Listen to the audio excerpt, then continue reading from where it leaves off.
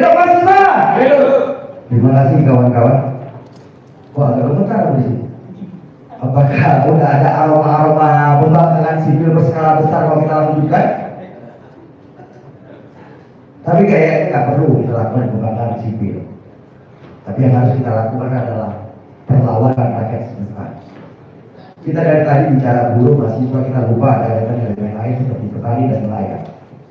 Nah, disinilah tugas kita untuk merekatkan, menyatukan kembali perlawanan-perlawanan itu secara masif. Benar kan? Jokowi pasti jatuh. Itu bisa dipastikan 2024. Tapi tugas kita mempercepat kejatuhan itu. Karena apa? Skandal keuangan 349. Oke loh. Belum lagi pembantaian rakyat. Kanjuruhan, KM 50 sampai detik ini. Kita nggak tahu siapa pelakunya. Belum lagi periksaan terhadap rakyat. Rakyat disiksa dengan naiknya BBM, dengan naiknya TPL. Tapi elemen gerakan rakyat selalu dipecah belah. Dipecah belah satu dengan yang lainnya. Bahkan lebih lucu aku mendengar ada ini pimpinan sebuah partai, pimpinan sebuah serikat mengatakan dengan gamblang, kita akan mogok total 5 juta buruh jika RUU Cipta Kerja disahkan. Hello, pemerintah brengsek ini nggak perlu diancam. Pemerintah brengsek ini udah nggak pikir ancaman-ancaman seperti itu. Yang harus dilakukan adalah buktikan pemogokan itu. Kita nggak perlu mengancam-mengancam. Rakyat aja dimatikan biasa aja kok pemerintah ini. Rakyat dibantai aja mereka selesai loh kok. Pembuktian yang harus kita lakukan kawan-kawan. Nggak perlu ancaman-ancaman itu. Lu ngomong 5 juta buruh mau mogok tuh pemerintah ratusan juta rakyat dimogokkan. Langsung dibayar tunai ancaman itu dengan pemerintah. Jadi nggak perlu lagi diancam-ancam. Tapi bagaimana kita bergerak bersinergi bersama-sama melumpuhkan jalur-jalur vital. Buruh-buruh keluar dari pabriknya, mahasiswa keluar dari kampusnya, petani-petani keluar dari ladangnya, nelayan keluar dari lautnya. Kita lumpuhkan kota. Kita lumpuhkan jalur transportasi. Itu yang harus kita lakukan. Gak perlu kita ancam-ancam pemerintah yang bebal ini. Karena sumber masalah sudah jelas. Hanya satu. Dia sudah mengatakan tidak ada visi dan misi menteri. Yang ada visi dan misi presiden. Jadi apapun yang terjadi di negara ini, salahnya tetap presiden. Apapun yang terjadi, apapun masalah yang muncul, salahnya tetap presiden. Karena sudah dikuncinya dengan kalimat tidak ada visi dan misi menteri. RUU Cipta Lapangan Kerja yang menjadi Undang-Undang Nomor 6 itu kemauan presiden. Undang-Undang Minerba kemauan dari presiden. Apa sih produk Korea di Senayan sana? Karena kita tahu hari ini kita nggak punya pemimpin, kita nggak punya presiden. Yang kita punya hanya perpanjangan tangan oligarki. Padahal jelas konstitusi kita menyatakan dalam pembukaan Undang-Undang Dasar bahwa sesungguhnya kemerdekaan ialah hak segala bangsa. Dan bangsa kita hari ini dijajah kembali dengan modal.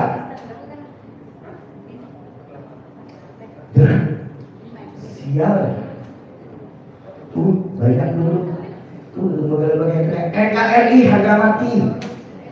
NKRI harga mati. Ya matilah rakyat dimatikan.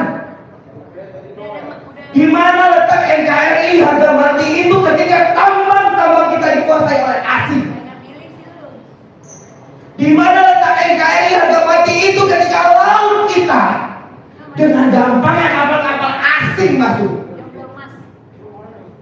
Dan kita selalu dikemas oleh jargon-jargon kosong. Rakyat selalu dibodoh-bodohi. Rakyat selalu ditipu-tipu oleh kemasan sederhana dan merakyat. Baju murah harga 100.000, 100.000. Tapi tas istri Louis Vuitton, Hermes, dan lain-lainnya.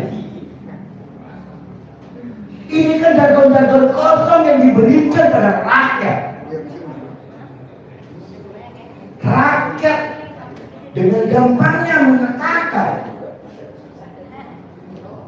kami ingin presiden yang lain tanpa bisa mengatakan tapi hingga detik ini pemimpin kita, presiden kita tidak representasi rakyat, melainkan usulan dari parpol dengan apa? Dipuji 20%. Apakah kita memilih presiden di pemilu?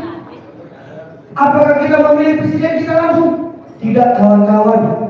Yang kita pilih hanyalah pilihan partai politik. Itu realita yang terjadi di negara kita, kawan-kawan. Sementara gubernur wali kota bisa independen. Terus kita bicara konstitusi. Sementara pemerintah kita nggak patuh konstitusi kok. Udah jelas-jelas Mahkamah Konstitusi mengatakan inkonstitusional undang-undang cipta lapangan kerja. Tapi apa?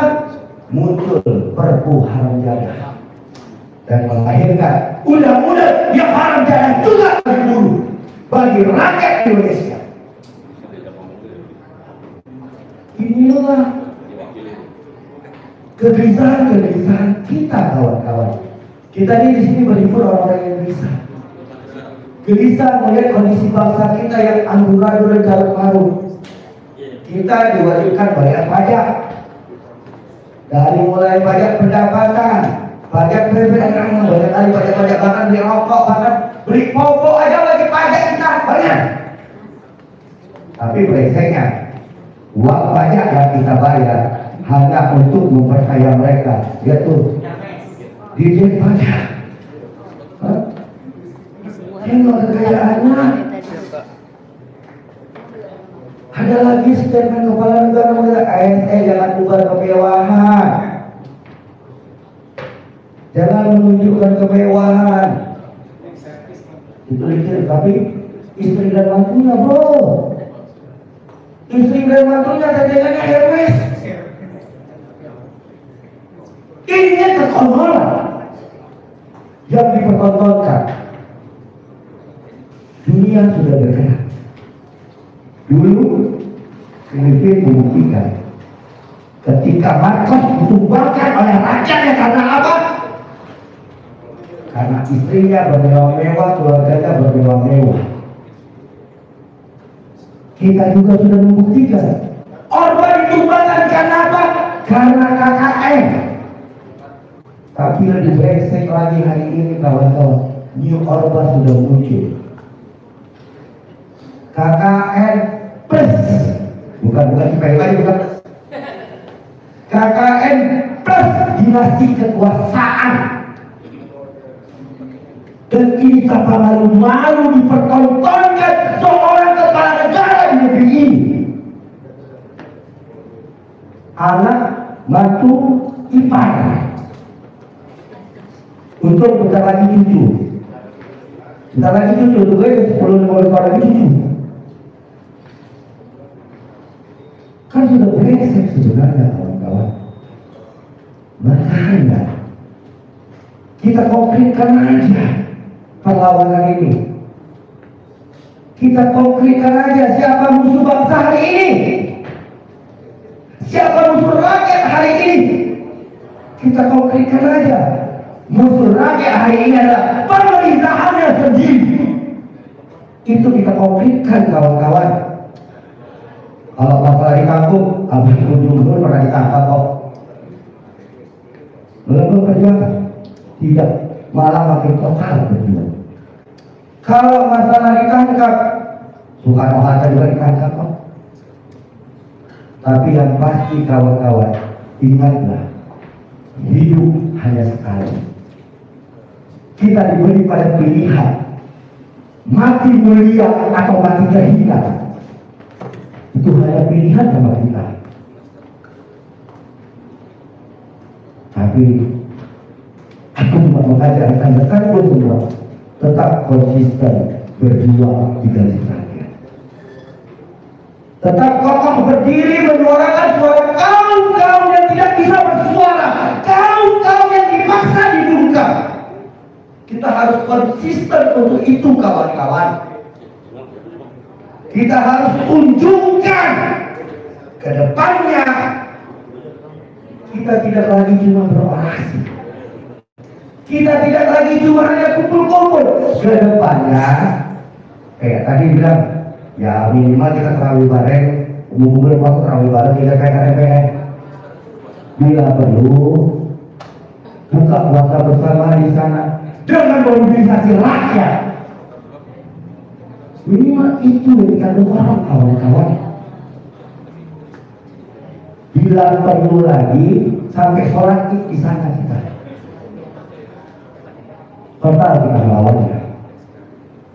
Total kita melawannya. Bukan sebatas lip service semata atau melunturkan tanggung jawab kita sebagai pimpinan-pimpinan organisasi. Tapi melawanlah dengan totalitas teman-temanku. Ketika kita melawan dengan totalitas, maka apapun bisa kita wujudkan. Dan kekuasaan ini harus benar-benar kita rebut sehingga kesejahteraan sampai ke piring rakyat. Tidak ada lagi antrian pengemis.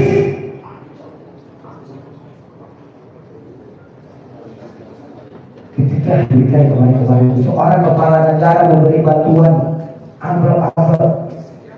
Ini kepala negara punya otak atau tolol? Yang mempertontonkan kemiskinan rakyatnya. Kemiskinan rakyat dipertontonkan secara gamblang kawan-kawan. Padahal dia kepala negara tinggal buat keputusan selesai, tinggal buat surat selesai. Nggak perlu bagi-bagi. Kadang bagian itu dilempar-lempar. Kan dia kan mempertontonkan betapa miskinnya rakyat. Betapa hinanya rakyatnya hanya menerima bantuan dan belas kasihan. Sementara ini negara kaya kawan-kawan. Ketika tambak dikelola dengan benar, masih satu sektor tambak dikelola dengan benar, pendidikan dan kesehatan itu bisa gratis untuk seluruh rakyatnya. Belum lautnya, belum pertaniannya dan lain-lain dikelola dengan benar. Tapi sayangnya pemerintah kita ini takut pada modal kawan-kawan. Pemerintah kita ini tunduk pada modal. 16 juta hektar kebun sawit kita. Tapi emak-emak nanti sampai mati hanya untuk minyak goreng. Kan babi ya. Beresin gak? Penghasil sawit terbesar hanya untuk minyak goreng hanya kita harus mati. Fotonya di sawah, panennya Thailand, Filipina, Vietnam, itu pagi-paginya. Ngomong berbualnya memuliakan petani, tapi pupuk harta hasil pertanian anjlok. Yang mulia petani Filipina, Thailand, Vietnam dan lain-lainnya. Itu yang dimuliakan. Bicara kita lapangan kerja, lapangan kerja mana yang diciptakan? Mengentaskan pengangguran mana yang diintaskan? Pengangguran kakak besar Cina sana. Pengangguran Cina lah yang berhasil dikentaskannya. Lapangan kerja yang diberikan pada warga Cina dan rakyatnya. Rakyatnya sendiri hanya menjadi tumbal devisa. Rakyatnya sendiri menjadi korban TDPO. Tidak perdagangan, tidak pidana perdagangan, tapi dikemas dalam jargon pahlawan devisa. Kalau pahlawan devisa, yang benar itu tumbal devisa untuk memperkaya dan memfasilitasi kemewahan bagi para pejabat negara. Itu faktanya. Kalau berbicara lagi, lihat kenaikan angka harta kekayaannya. Sementara rakyat banyak yang miskin, ada makan bersulit, makanya sering kemis dari pagi makan malam. Tapi pejabat negara meningkat tajam. Inilah kebrengsekan negeri yang katanya sudah merdeka 77 tahun ini. Katanya sudah merdeka, tapi rakyatnya hidup dalam garis kemiskinan. Ini faktanya. Karena cita-cita para pendiri bangsa kita hingga sampai detik ini belum terwujud yang berdaulat, adil dan makmur. Di mana kedaulatan bangsa ketika asing merajalela? Di mana letak keadilan ketika rakyat dibantai tanpa dapat keadilan? Di mana kemakmuran ketika antrian pengemis berjejer rapi menunggu belas kasihan amplop yang tak seberapa itu? Inilah realita konkret di negara kita, kawan-kawan. Bahkan mulai malam ini, mulai hari ini, kita wujudkan perlawanan rakyat sementara. Mulailah kita mengkembangkan, mengabarkan kepada saudara-saudara kita dari Sabang sampai Merauke bahwa rezim ini tidak lagi dibiarkan. Rezim ini harus kita akhiri bersama. Persetan dengan pemilu 2024, kawan-kawan. Marilah kita berpikir percepat pemilu. Jangan mereka yang berpikir saja mengatakan sudah pemilu segala macam dengan data segala macam. Kita juga punya hak mengatakan kalau kita ingin percepat pemilu, kenapa rupanya tidak konstitusi? Pusing kan? Emang konstitusi yang ada hari ini mereka jalankan, mereka patuhi.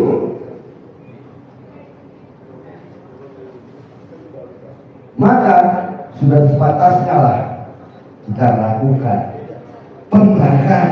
pembangkangan sipil di seluruh pelosok-pelosok desa.